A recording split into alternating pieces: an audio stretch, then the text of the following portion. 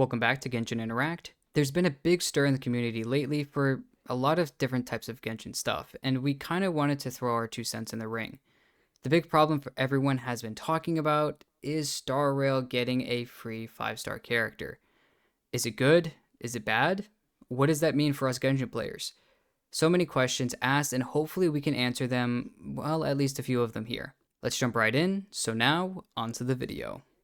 The first thing we kind of wanted to talk about in this type of video is, looking at will we kind of get that 5-star? I guess that's going to be our major question. I don't know if that's necessarily something we're going to be immediately talking about, but I think that's going to be the overarching question. While we kind of go throughout at least our thoughts about what's been going on and how, Genshin's side, is looking at this, as well as how we are going to be looking at this, the end of the day question is, will we personally be getting a 5-star character? So I think that's something we'll actually be saving to the end. So the first thing we wanted to talk about is looking at Honkai Star Rail's specific numbers. So I don't know if you guys have known, we'll be throwing this up on the screen, but Honkai Star Rail has given or stated that they're going to be giving a free 5-star character to all players in the future.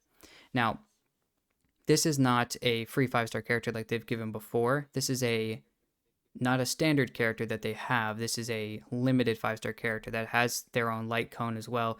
And he, a lot of people are still going to probably be spending to get his light cone as well. And maybe the wishes that they were going to go for him, they're going to now put on the light cone.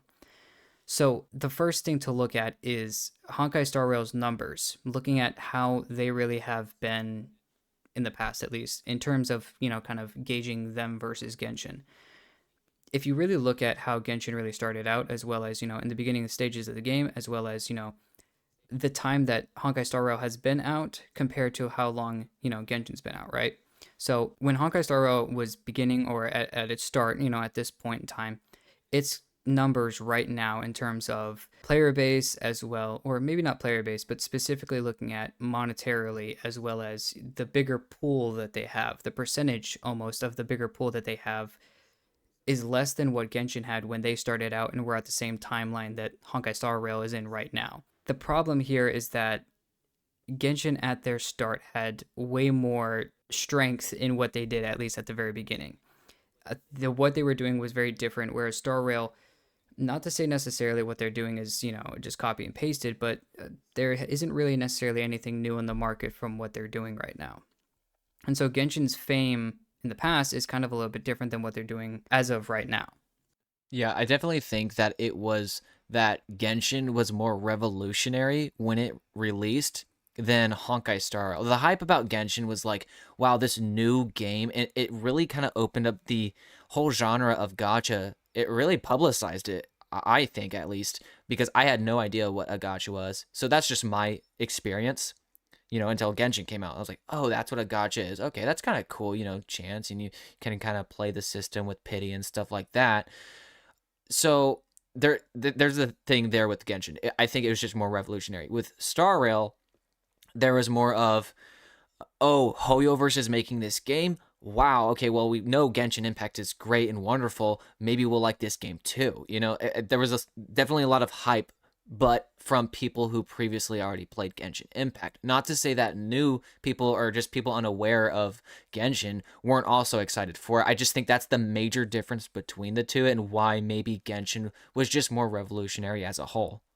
Totally. I 110% agree. I think there's a very big difference between the two games, but at the same time, Honkai Star Rail is the baby, right? So a lot of people are almost looking at it like the younger brother to almost perform as well as Genshin. I think the next part is, I think due to Honkai Star Rail's lower numbers monetarily, and obviously right now financially, obviously if you look at how long Genshin's been out, obviously they're monetarily going to be a lot stronger. I believe they have a much larger fan base as well, or at least player base as well.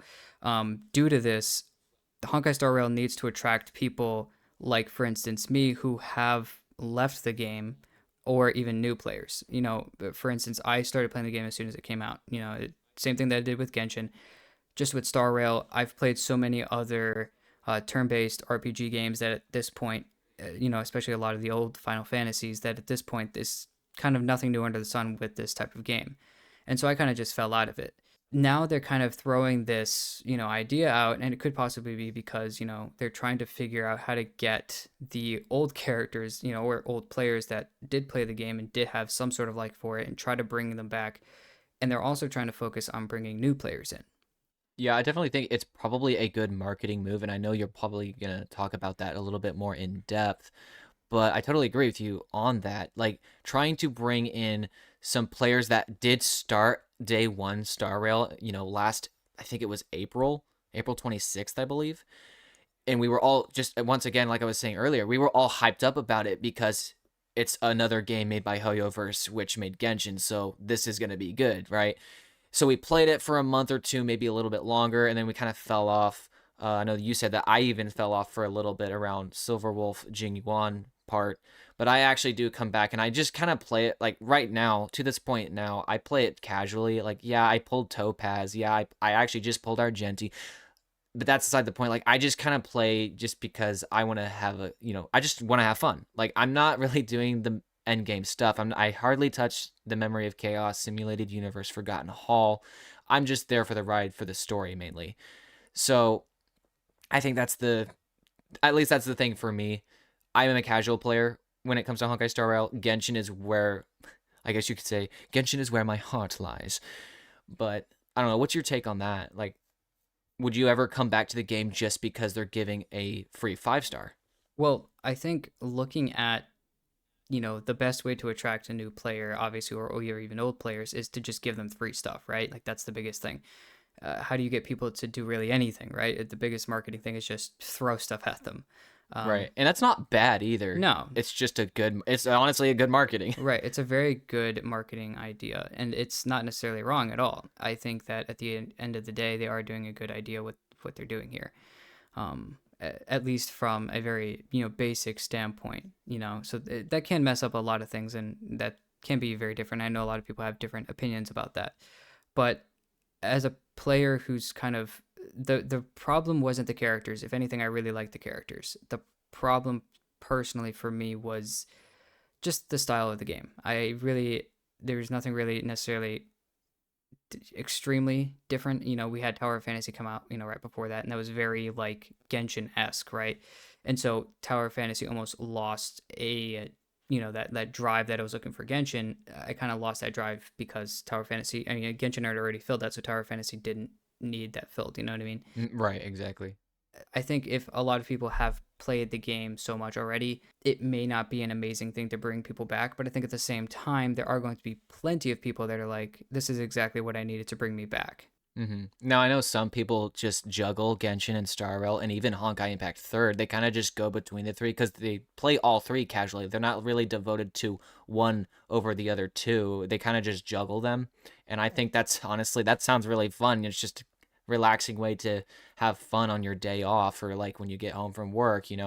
I think at the end of the day, those games are perfectly fine to play them like that. It's just save up your currency, wish on whatever banner, limited characters, stuff like that.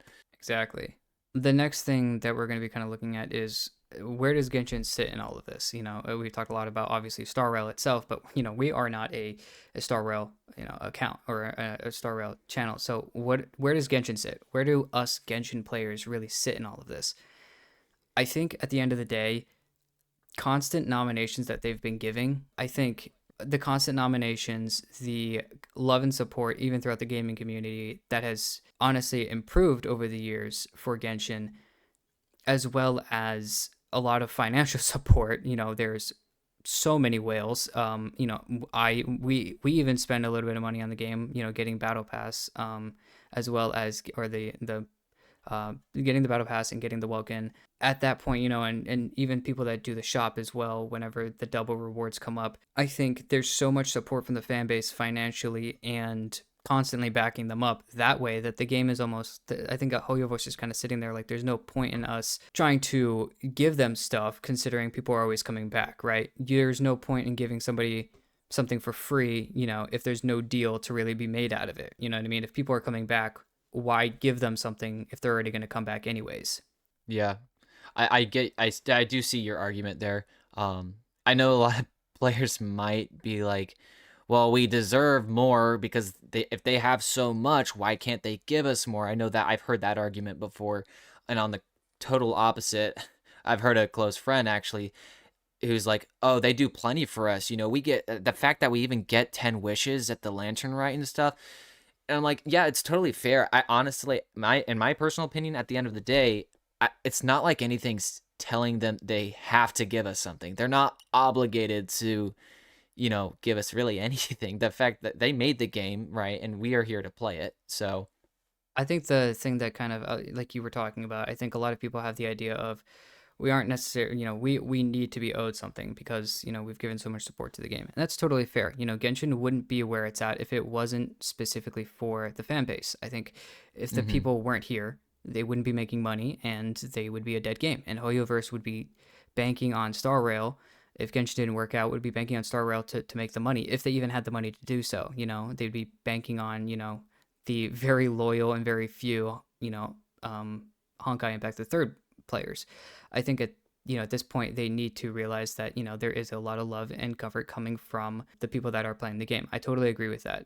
At the same time, though, there is nothing really telling them that they have to, so I wouldn't necessarily say that I want them to or I don't want them to or they have to or they should. I think at the end of the day the game's going to do what they're going to do. That is something that I can say I am happy with Genshin is that they don't just bend to anybody's will, whether that be their own player base just because we said so or, outside parties that, try to force them to do whatever. Genshin mhm, stays very true to its lore and, for instance, I'm bringing something back up like the Aloy issue of people bringing in actually Aloy and having problems with that entire thing. They still did not want to compromise the lore. They made sure that she stayed out of the lore. They didn't try to add her in like some Fortnite collaboration. They kept it out of the lore and they made sure that the game was different. Now, they probably, in my personal opinion, probably should have made like a Ganyu skin of Aloy and not made an entirely new character. But at the end of the day, that's in the past. They're gonna try to do whatever they're gonna do. Personally, at the end of the day, looking at everything, I don't see them giving us a new character. I see another 4-star given to us during the Lantern Rite. I see them giving the mhm. normal over 7 days 10 wishes and maybe even another 10 pull just cuz in primos. But besides that, I don't necessarily see an extreme crazy amount of stuff happening too much in the future. I could be totally wrong, but from at least what we've been given in the past, as well as even though we may quote, even if someone says, "Well, we deserve it," that doesn't necessarily mean that we're gonna get it either. So Right. I think that's all, great points you brought up. So, and the fact like getting a free 4-star, I think that's a win. That's an absolute dub. And maybe yes, I'm biased because I'm the 4-star guy or whatever, but honestly, any type of new character, it's going to mean a lot. And to a new player, it means that much more. I mean, can you imagine just you sitting on your Adventure Rank 12 account? Okay, I've got my Kaya, Lisa, Amber, and my Animo Traveler. Oh, free 4-star? Oh, that would feel great. yeah, well, that's kind of all we have to really say about the topic, at least with what's going on. Let us know what you guys do think in the comments. Once again, we don't necessarily want to just start a bunch of people, ranting and raving and getting mad at each other in the community. If anything, at this point in time, I think the community needs to do as much as possible to stay together and band together and, be as, positive as possible towards, Hoyoverse, because at the end of the day, that's how we're going to get the changes that if we so desire to want change, that's how we're going to do it. But at least we hope that this has just given some people some food for thought. We thought our people would maybe just want us to be talking about this a little bit and maybe hear our 2 cents on the situation. But besides that, that's all we've got for this week. So we'll see you guys in the next one.